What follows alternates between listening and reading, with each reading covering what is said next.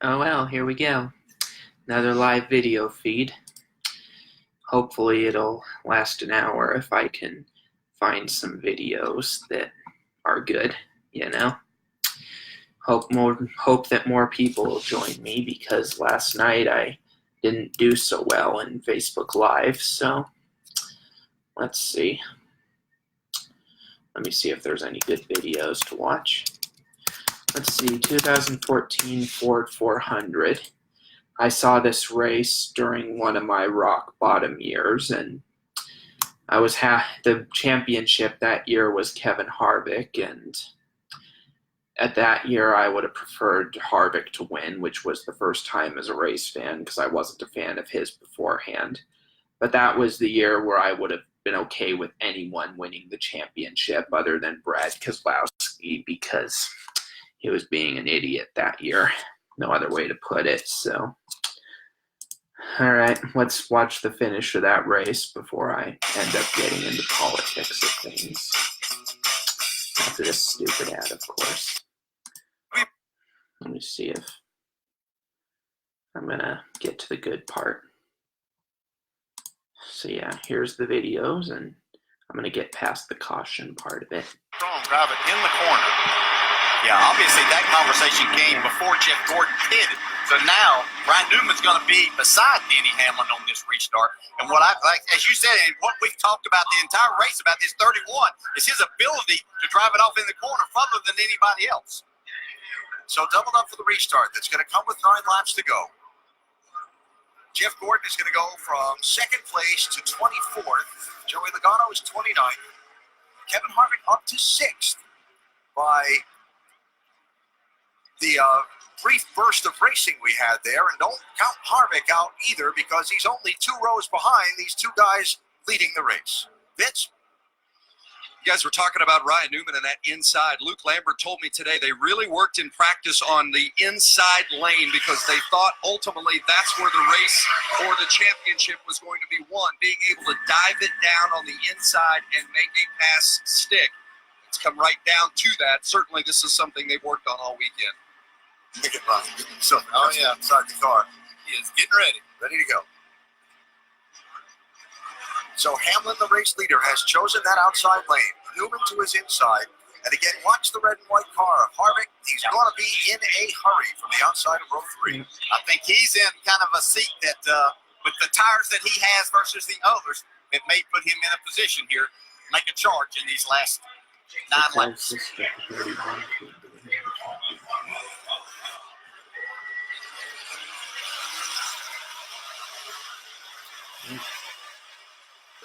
Trouble getting going. Hamlin's clear for the lead. That's Kyle Larson, 3 wide to the inside. Now Hamlin has trouble. Jamie McMurray to the outside. Comes Harvick.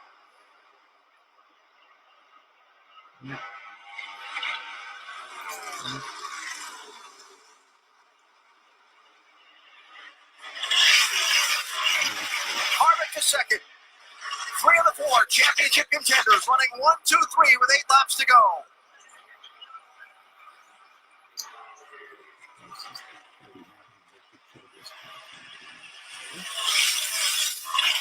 That was Denny Hamlin's worst case scenario for Harvick to get through there. Trouble got a car up in flames in turn number 1 down on the apron of the racetrack. Stay in green. Here he goes. Harvick's got a run. That's wide.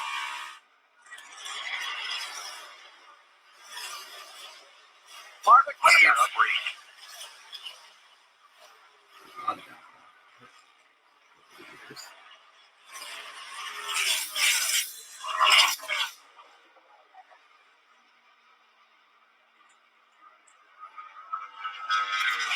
The car that is in trouble is in the low lane of the racetrack, trying to get back around to pit road and trying to finish the race. 2nd place, Newman on Hamlin. It's the 32 of Joey Gase who's down at the bottom of the racetrack. Comes Newman trying to take that 2nd spot. Caution for debris from the 32. It's going to be critical now to see where the 31 will. All right, that was a little too far, it looks like, but Yeah, let's fast forward to the final chase from which is now Harvick. Can't go any faster. I don't think any of them can drive any harder than what we've seen. Don't count Denny Hamlin out of this yet. Or Newman. I keep saying it all night long. He just won't go away. He's right there. Yep. J.J. Yaley's car that you saw pushed in behind the barriers that also had some problems and turned off the racetrack trying to keep the caution from being brought out. And now we're ready for a restart with 3 to go. And can the two-car, Brad Keselowski, get in the middle of this thing trying to win the race? He's not going to try to affect anybody with the championship, but does he have speed to make this 3 wide and that jam things up? That's a lot of intrigue, especially with all the things we've seen happen in the last few weeks. Yeah, there's bad blood through this chase. Kevin Harvick controls the restart. Ryan Newman's to his inside. Denny Hamlin on the inside of row 2. By the way, Jeff Gordon up to 13th place after restarting in 29th from the pit stops a minute ago. Can't spin the tires here. Newman had a tough time getting going last time. 3 laps left to go in this one, in the scheduled distance. Hamlin has trouble. Newman to the inside of Harvick. Really close. Harvick stay in it. That might be the winning move. Hit your marks here.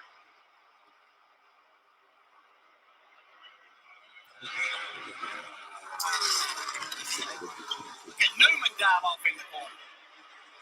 He showed us at Phoenix last week he was capable of doing brave things with a lot on the line.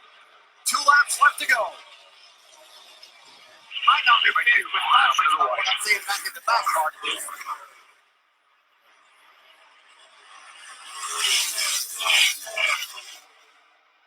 Well, Newman's giving it all he's got right now. Watch him dive down into turn 3 after this 4 car.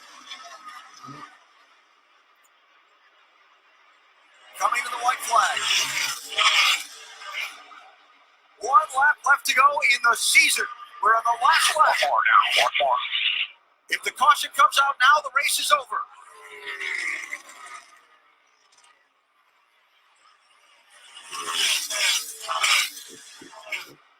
Newman trying to stay with Harvick, trying to find a way around him. 2 more corners to go to a championship for Kevin Harvick.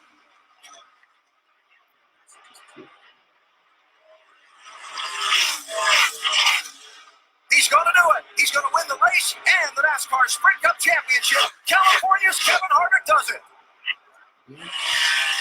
That's pretty good. Holy cow! That was awesome. So that was a good one, and I wonder if there's any other good videos involving that.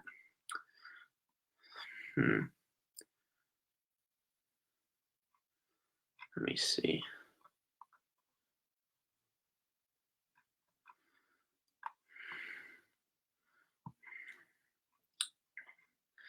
There should be some good ones on here somewhere.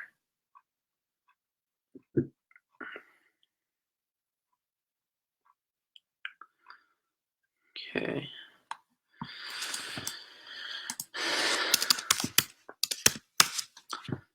2008 wouldn't be bad. That was the time Johnson matched Yarborough's record. Let's get to that part. They're just trying to coast around this Looks like Carl's out. Well, maybe not. He might just be backpedaling here. No, he might make it. You got 14-second lead. 2 laps when you come around. He's got 14 seconds, so he's just barely on the throttle right now. A 40-second lap right here could get him done. It's still running fine. Watch him get out of the gas and just coast. Here's the 6 car, David Reagan now moving in. Reagan back in 3rd position. Only 2 laps to go. Less than that now for Harvick. Here's the look. 18 of Kyle Busch going by Reagan for position. Now Kyle takes 3rd away. Second lead, I keep slowing down. At least it's hard to tell whether he's out of fuel or just how slow he's running. He's still running.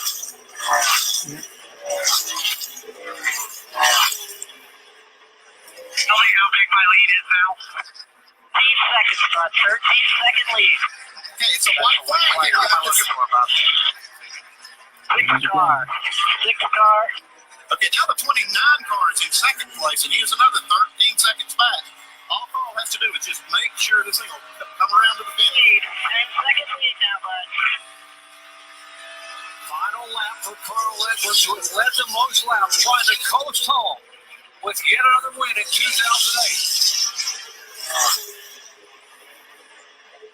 He's going to make it, guys. Here he comes. Out of turn 4. Great job. It's running out right now. We're out again. Carl Edwards gets his 9th win of the year, and Jimmy Johnson makes history as a 3-time consecutive NASCAR Sprint Cup champion.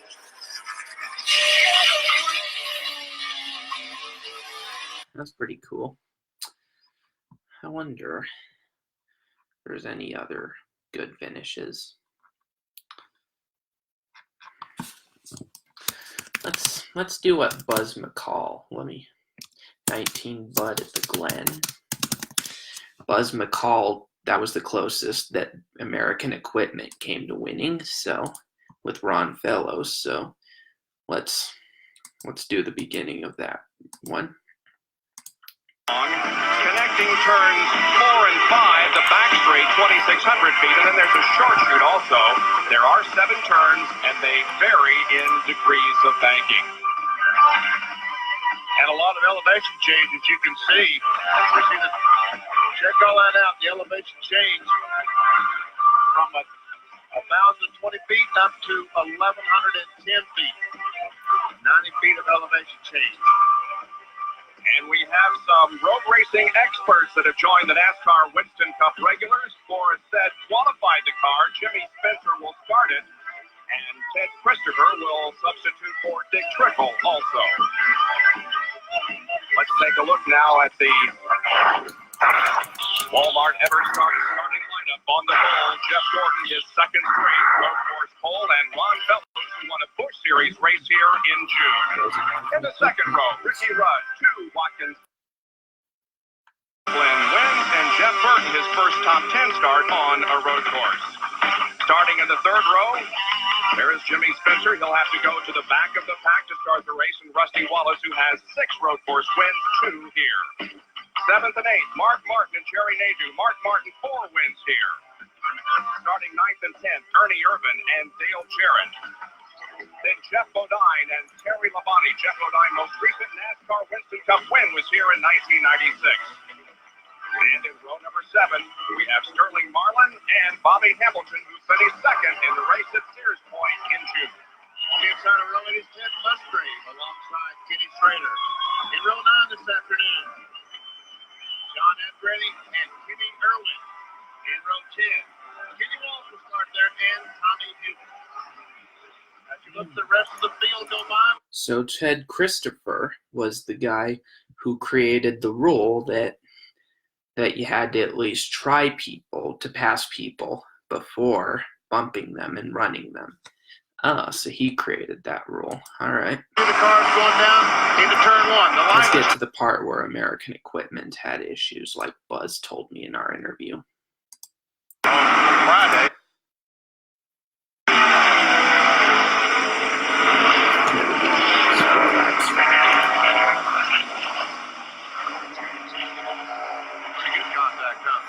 Yeah, there's quite a bit of damage there on the right side. Contact with some meeting. Yep. Now, no Weber. Well, basically what happened is that Chad Little has told his crew the 30 car of Derek Cope hit him in the inner loop. The crew and his spotters around the track have told him to go On ESPN Saturday, and then happy hour at 6 o'clock on the Deuce Saturday. Sunday coverage, RPM today at 11:30, NASCAR today at noon, and the Pepsi 400 presented by Developers from Michigan Speedway is at 12:30 next Sunday afternoon here on ESPN. And right after that, the Car FedEx Championship Series takes on the longest and most picturesque course on the circuit in Elkhart Lake, Wisconsin. That's at 3:30 next Sunday afternoon on ESPN. As Alex Zanardi drives toward another championship, it would appear. Let me see. trying to get to the good part. Here we Just go. zipped away from there as a result of Fellows' bad start. And there, Rusty takes second. Run is now up to fifth position. He tries his best to close in, and we see Martin trying to get by Fellows. And Fellows just backs off and lets Mark go. So he's trying to keep something to race with and trying to figure out exactly how these guys do it. Very smart. Now we're on board with Ricky Run, and we'll see what his plan is. Maybe an attempt on the front stretch. Wow, got a great line off turn 7 and gets on the inside of Fellows. Here comes Jeff Burton. He's also has that preferred line. And Jerry Nadeau. Oh, Nadeau hard on the brakes. Trying not to get into Fellows, but he gets the position anyway. Ron has lost several spots here after being in second on the restart. Now back to probably got the trying to get sixth. Yeah, that car is not as good as it was. The Ron Fellows car. Not sticking quite like it was before. John Dreddy has moved up a little three abreast here. Oh, something's wrong with Ron. You wonder if he has a flat tire or maybe something else wrong. Man,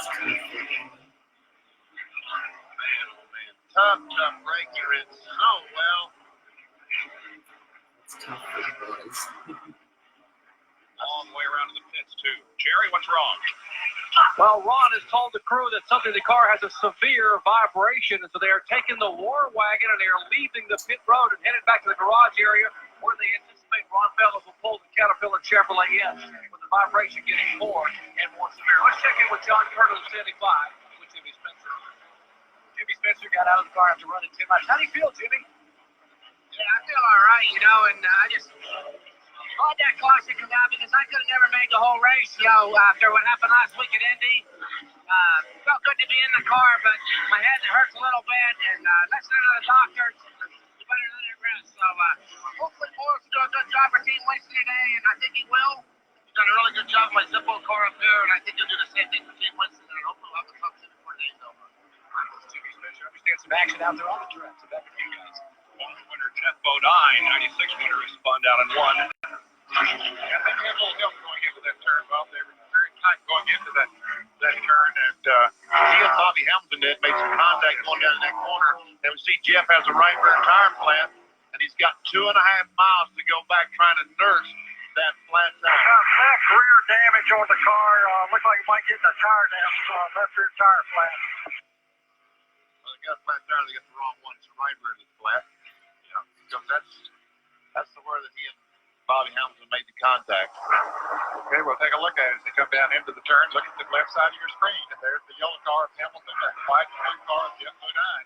These get together going into the turn. Bodine goes around and a lot of cars get by. Man, how lucky is that for all those cars to be able to get by? Look at all that jammed up cars. We'll see what's running along with Jeff Bodine. He goes down the corner. Listen.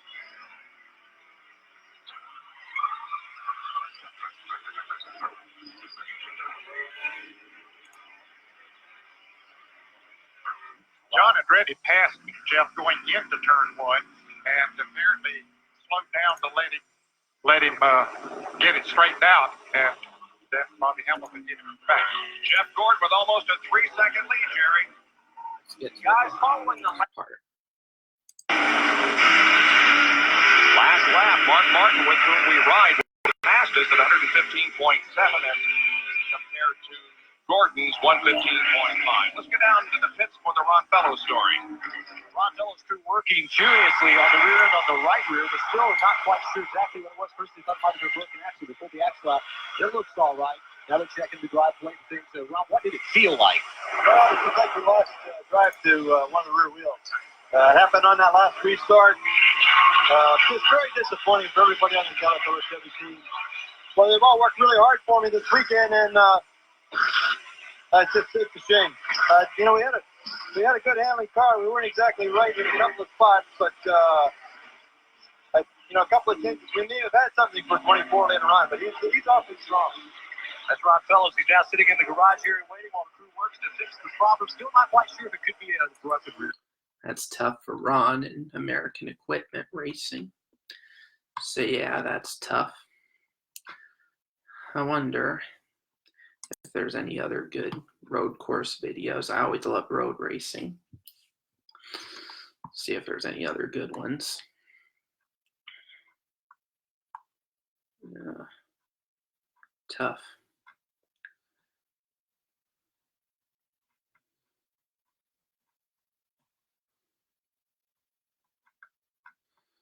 There should be something. Okay. The 1998 Lysol 200. This should be good. I have to say it had to be Earl Ross. Wow. Wow. This kid's an historian. Rookie Earl Ross, the only Canadian winner in Winston Cup at half of Martinsville. I'll bet you cheated. I'll bet you got Kenny Martin to tell you that. I had my press book here, so I just flipped through it real quick. Check it out. Terry Labonte owned this joint until they rescheduled the Winston Cup race on top of it and broke that string. Actually, McLaughlin broke it last year when he, as a series regular, won here at Watkins Glen. Prior to that, it's been Terry Labonte with 4 victories. Pretty impressive indeed. I'll tell you what. Let's have a quick conversation here with Ron Fellows. I think he's going to be able to hear me. Ron Fellows, Dave Span, ESPN. Can you hear me? I can hear you, Dave. How are you? Well, I'm fine, but let me tell you what's happening here. Because this race is running so long, there's a chance we may not be able to stay for victory lane. And here's my question. Are you the guy we should be talking to? Should we just do the victory interview now? I'd like to say so, but I'm not going to jinx it. 4 to go here, 3.5. Your truck appears to be very good. You let Earnhardt by, then passed him back and pulled away. Was that just to keep him off your bumper? Yeah, he was pretty good. And I'll tell you what, the kind of gave me a bit of a scare, so we got off and going there. But yeah, car's good. I got to thank Joe Nemechek, all the guys in the South Mobility team. Regardless of how this ends up, it's been a great day so far. We'll get out of here and let you go back to work. You're having a great run, man. Keep it up. I call that a truck? I don't know how many dollars I've put in that pool thing they've got going at the truck races. Every time you call it a car, I think I ought to get $1 of that back today. Well, it has been an impressive run for Fellows, and we certainly don't want to jinx it because as we get ready to come back to green, that has been the first-class operation here today, Racing Electronics providing the radio, and we appreciate the opportunity to talk to Ron because if we have to get off the air in a huge hurry at the end of this thing and don't get to victory lane, definitely have had the opportunity to talk to the guy who's been the class up the field here today. But again, a lot of impressive performances behind him. Earnhardt Jr. faring very well here today with limited road racing experience. Ashton Lewis with a combination of great pit strategy and good footwork, keeping that baby up in 4th spot. David Green, a proven road racer, comes back to run top 5. Dillon, strong. Fedewa has emerged as a top 10 contender here in the late going. Buckshot Jones has come from deep in the field to now run 9th. Other guys who have impressed include Jason Keller. Jason in the last top. Right now, Kenson is in the lead, but McLaughlin's behind him in 2nd by 16 points, and Earnhardt Jr. Quick calculating down in the truck to come up with those numbers. I thought it might be enough for McLaughlin to take the point lead, but Kens's advantage over McLaughlin is sufficient that if the race ended right now, Matt would still be the point leader, and that is the result of the misfortunes that McLaughlin has had in 2 of the last 3 races. And here's more misfortune for the 66 as Sadler, for the 2nd time, is off the road. It looks like he's gathered things back up and keeps trucking. That turn 1's been pretty treacherous for everybody today. There's Dale Earnhardt Jr. He's driving that car for all it's worth. You see it wiggling around there, and he knows he's lost a couple positions, and there's only a few laps left here. He's going to try to make 1 or 2 of them up. He knows that each car that he passes is going to be a few points towards that championship run. McLaughlin in front of Ashton Lewis and David Green. And then comes Dillon, Sprague, Fedewa, and now Earnhardt with a lap to go. There's the gap from 1st to 2nd. It is nearly a 2.5 seconds for Ron Fellows. I don't want to jinx him either, but I think you've already heard the winner interview, ladies and gentlemen. The white flag indicating 1 to go. Fellows hard on the brakes for the last time down into turn 1. The position fights behind him pretty much non-existent. They're single filing it into the final lap. as McLaughlin has that second spot, backing up last year's victory and wrapping up a very enjoyable week for him. He said playing that F-16 was really fun. 7 Gs, didn't throw up. Pretty good. He's flying around this course here today also, but my hat's off to that Ashton Lewis. We've talked about him all day long. Engineer from the 24 car, got the opportunity to get in a Roush car for one of Jeff Burton's car. And man, he's doing a great job running third right now. Yellow number 9. Here's the guy who's been the class of the field since Morris said the pole sitter spun on the first lap. Rod Fellows, a victor here a year ago in truck competition, to the delight of the Canadians who come down across the border to watch the racing at Watkins Glen. Comes back here a year and 3 weeks later and says, I'll do it again in a Busch car. Joe Nemechek gave him the call and the opportunity. And here comes Ron Fellows to win it at Watkins Glen, New York. Checkered flag is up, and it's history. The Busch Series has its first ever Canadian winner.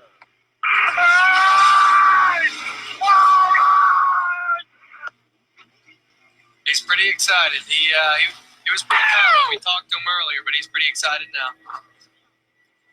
Winternet is coming down. Celebration begins for Ron Fellows, the winner of the Lysol 250. McLaughlin comes home second. Lewis will be third. David Green advances to fourth in his return drive in the Busch Series. Here's the rest of your unofficial top 15. Our thanks to Marty Reed and to Ray Dunlap down there on pit road, and a special thanks to Steve Funk for being with us. Topside, we got to get out of here and make way for golf. Congratulations to the winner. We'll go to Jim Kelly of the Senior PGA Cadillac NFL Golf Classic.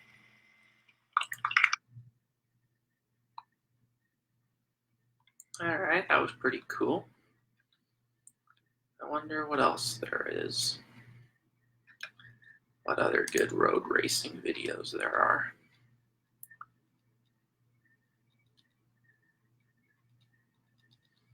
Okay, let's do Watkins Glen in 2003, which was Robbie Gordon's last victory, I believe, in Cup competition. Road racer, and he said, I don't know why I'm such a good road, I don't know where I'm beating them on the racetrack, but I can tell you that I think my road racing advantage comes from driving a freer race car, a car that's sideways more than some other people. He said that hurt my oval track racing when I first came to Winston Cup, because on an oval track I was driving a car that was hung out sideways too much. But on a road course, that's a good thing, and I'm not afraid of it. He's still using that curve back going in the inner loop or bus stop. How about Tony Stewart? Came in and topped off the fuel there at lap 59. He is charging back through the field. He was lower than 32nd at that point with 30 laps to go. 12 spot. Kurt Busch and Michael Waltrip there. He's actually picked up 12. And that's a team, remember, they stopped and got that fuel, Allen, and they definitely could have made it to the end. They were really disappointed to see that last caution come out. Yeah. And of course, Tony's another one who had to start at the back of the field because they had an engine problem that we documented. Ended up working all night, chartering an airplane to fly an engine up here from North Carolina, and started at the back of the field. And it's been an all-day scramble with the 20 car to get to the front of the field. Guys don't look down, but it looks to me like Mark trying to get on the inside. Looks to me like Jeff Gordon is closed up right on the back bumpers, got through it. He has. Jeff Gordon was 0.7 of a second faster than Robbie Gordon last time, the leader. But Robbie, we believe, is in safe fuel mode. Right. Jeff looks like he's getting through the essence as good, if not better, than anybody. He makes a lot of time up on his car. Keep in mind the white flag next time. Here's the gap, first to second to third. Going to be Scott Pruitt's best ever NASCAR Winston Cup finish. If the fuel holds out for him, he finishes second. How about it, Matt? Alan, they have calculated, recalculated, and tried it one more time. They are very, very close. Jerry Schweitz has a can of fuel. Greg Posey has a can of starter fluid, but they are not going to come in. They are going to. And remember, they are not racing for points, just pride. He didn't run out right there in that last one. Yeah, it's too late. They may as well put that stuff away. I know Jeff Gordon was He's out of gas. 24 out of gas. That's right. I thought he was right behind him last lap. Oh, man, just after he went by the pit entrance. So how much can he sputter around the course on the last lap? And how many positions might it cost him? He's still running. He ran out in one spot. Yeah. And how about the leader, Robbie Gordon? Half a lap now from the checkered flag. Does he have the gasoline to make it to the stripe?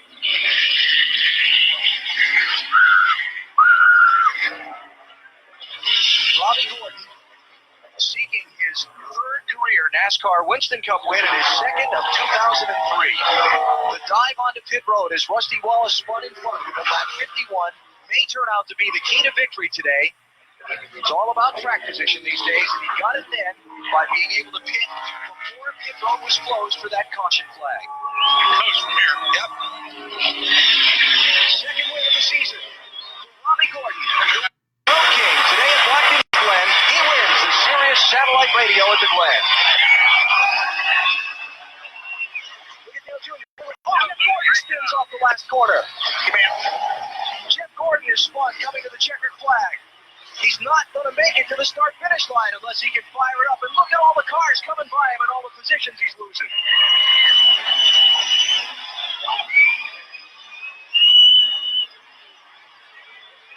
Did he spin or did he get hit? He might have gotten hit. He was out of fuel coming off turn 10, right? Turn 11, and whoever was behind him just good enough just ran right up the back of him. I think it was behind him at one time. It wasn't Junior that hit him. It might have been Harvick or the 48 car. I'm not sure which. Okay. But Junior had already gotten by him on the backside. Okay.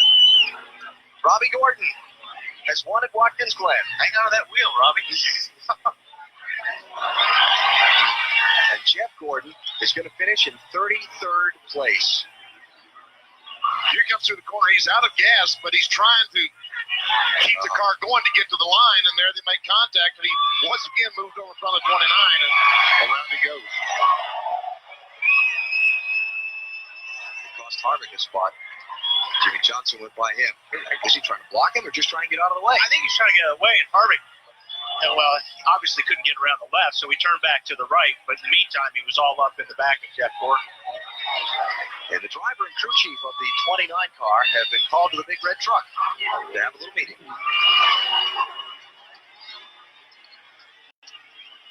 I tell you what, the way these races have become, talking about the pit strategy and the track position, you got to have a perfect race to win, and that includes perfect luck. Yeah.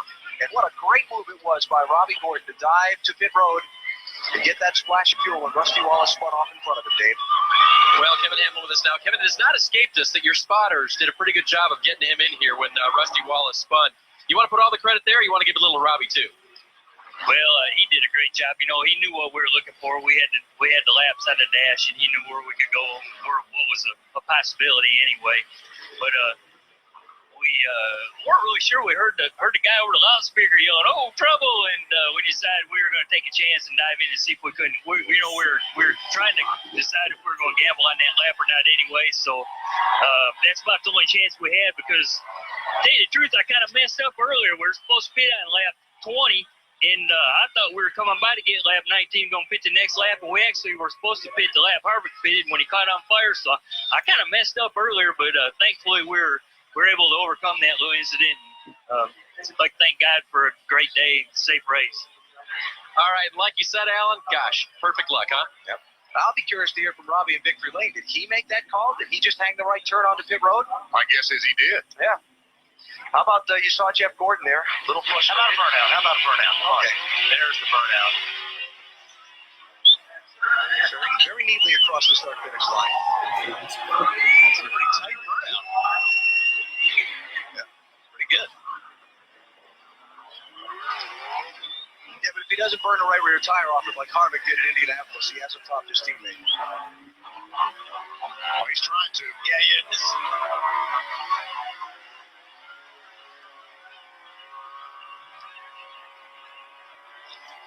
That's a good burnout. Okay.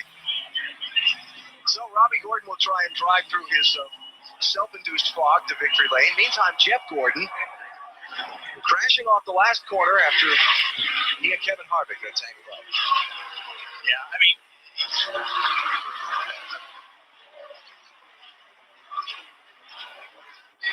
And while Jeff watched the field come motoring by him to the checkers, Kevin Harvick has come home with a 4th place finish. Well, Kevin, first of all, tell us about the contact with you and Jeff Gordon coming to the checkered flag. I think he ran out of gas, and I got into the back of him, and then he got sideways, and I hit him and spun him out. But, if you're out of gas, the best thing to do is get out of the groove. Tell me about early on in the race, the fire on pit road, and what you thought happened there, and how you guys made up the track position after that. Yeah, I didn't know there was any fire until they told me. I didn't see it, but it's a good day for the Jim Goodwin's car. I feel bad today. I don't have much energy, and just to come home 5th is a tribute to this Goodwin's team and everybody. I want to congratulate Robbie and this whole RCR game for winning this race. A win last week, a top 5 here at Watkins Glen. Alan? Robbie Gordon is one. We'll talk with him in the winner's circle when we come back to Watkins Glen.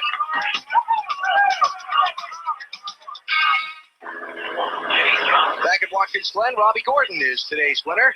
And Chevy congratulates Robbie in the number 31 Monte Carlo. Robbie will tell you the only thing that comes close to Monte Carlo's reputation on the track is its reputation on the street. More champions depend on Chevy.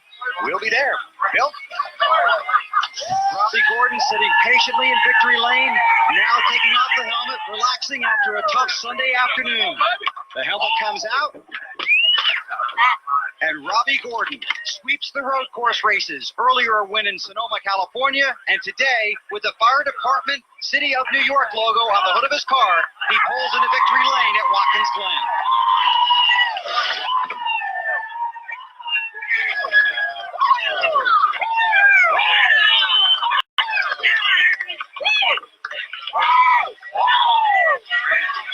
Crew Chief Kevin Hamlin is here.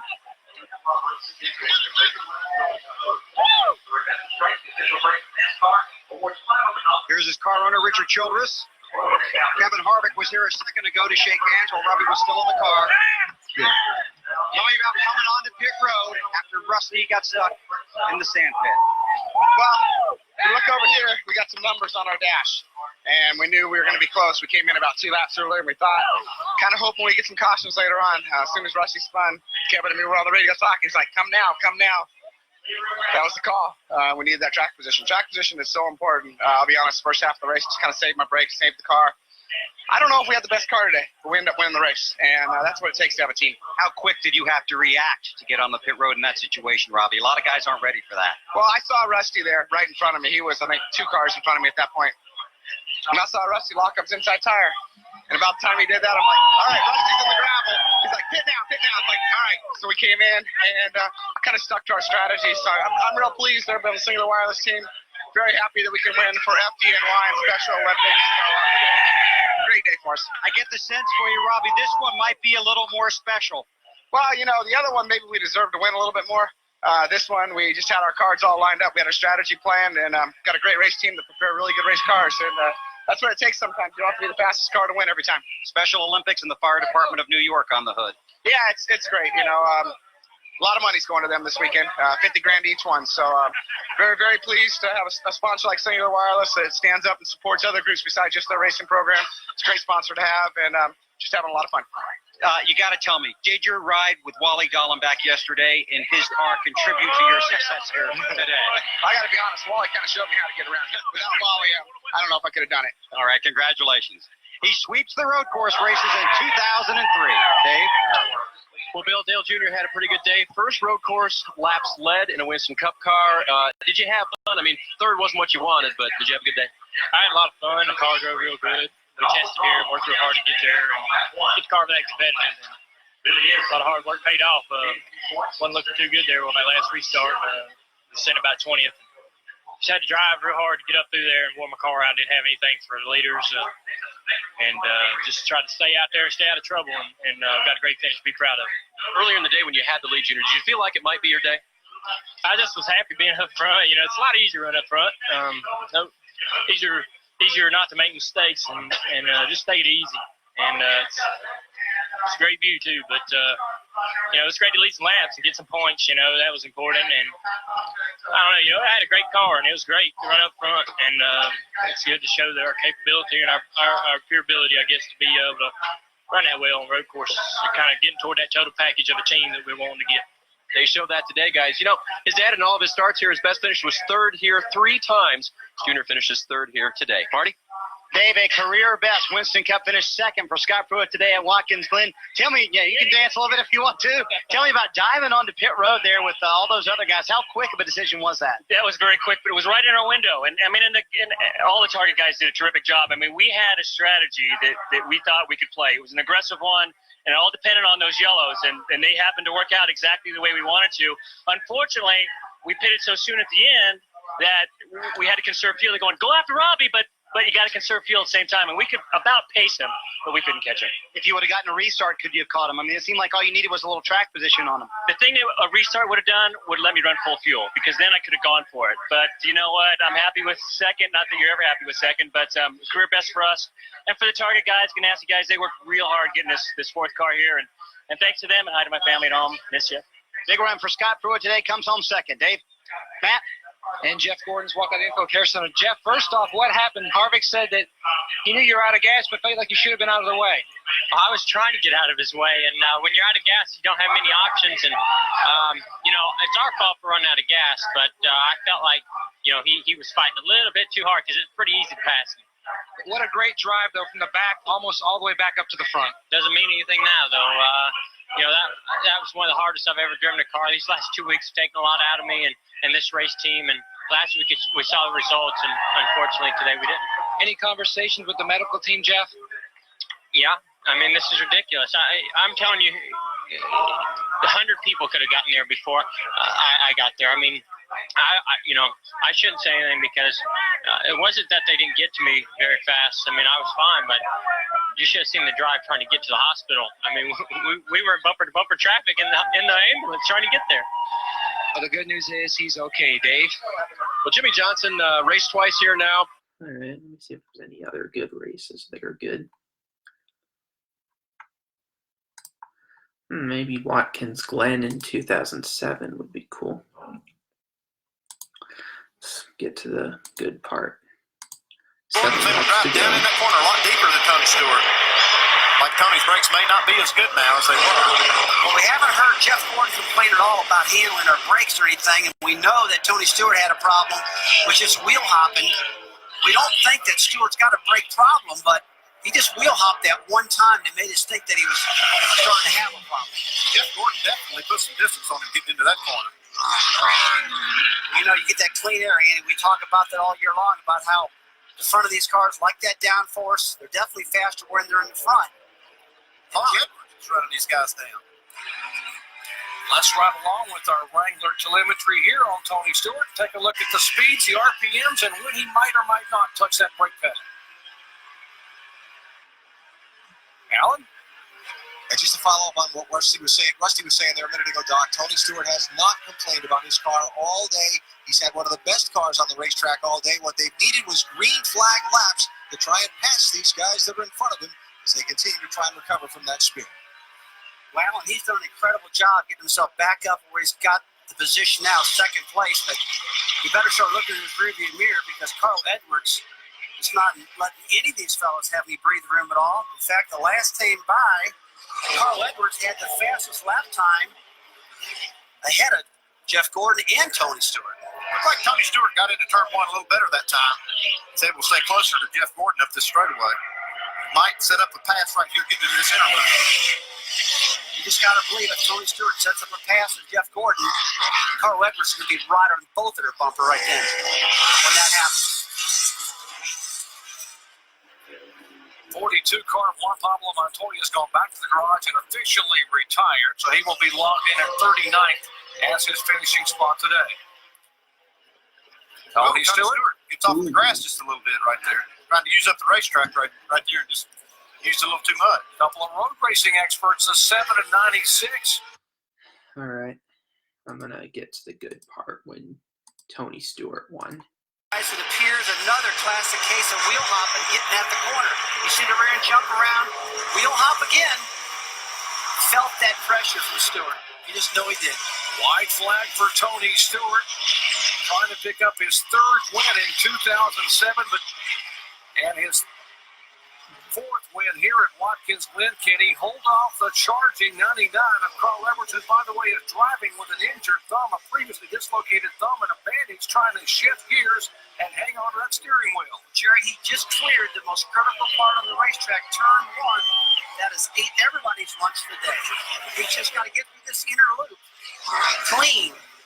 Let's watch him get through here. Nice, smooth turns, not aggressive. You see Carl Edwards' left front tire in the air. He's driving hard. And Andy, turn 9, coming at 10. He's about got this thing home. Carl's not giving up, though. He's just trying as hard as he can to get right to the bumper of the 20 car, Tony Stewart. Carl's got 2 more shots, the entry at 10 and the entry at turn 11 to catch it.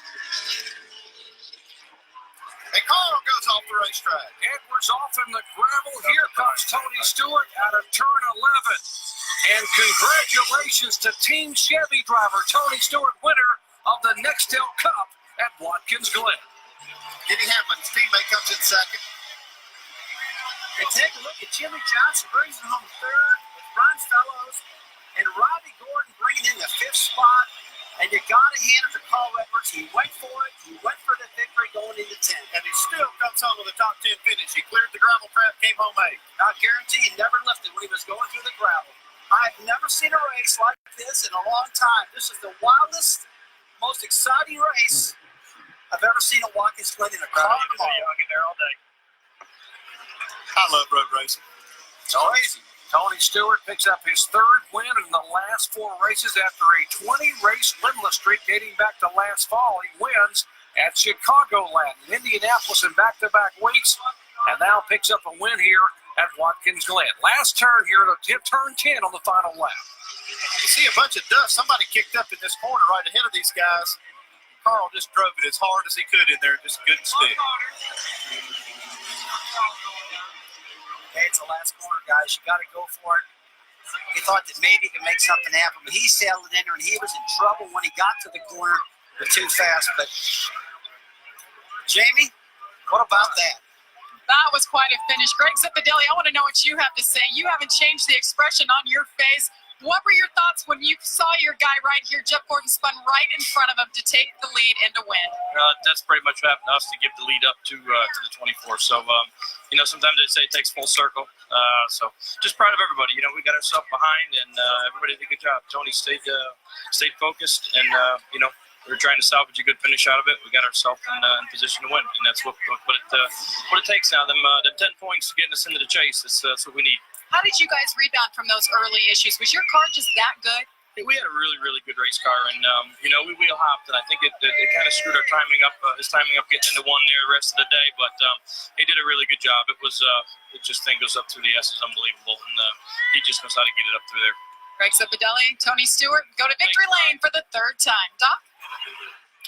Tony Stewart waving to the fans as he goes by. What an incredible finish here at Watkins Glen. 2 laps to go, and the leader, Jeff Gordon, goes to what has been the trouble spot all day long, and the car goes around. Crown Royal crowning moment of the day. Watch this with 2 laps to go. Turn 1, Jeff Gordon goes off backwards, and Tony Stewart assumes the lead. And it is Stewart who takes the checkered flag. His 3rd win of 2007, his 4th career win at historic Watkins Glen International.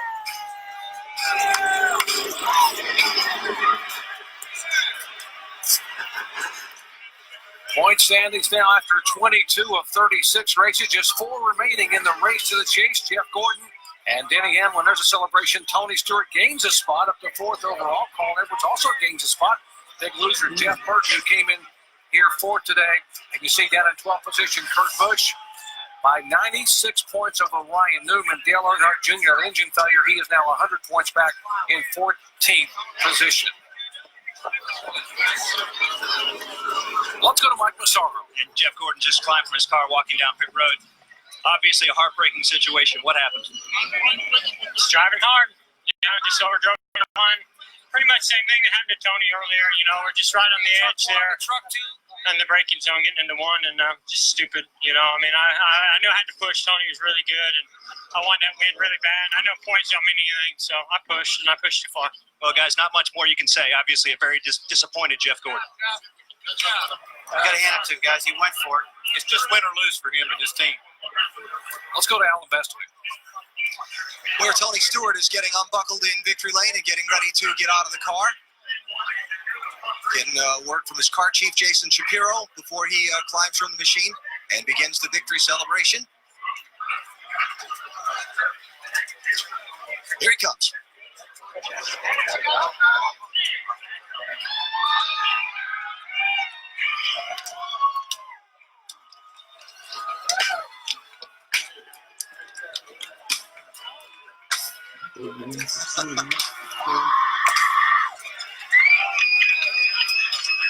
Tony, third win in 4 races.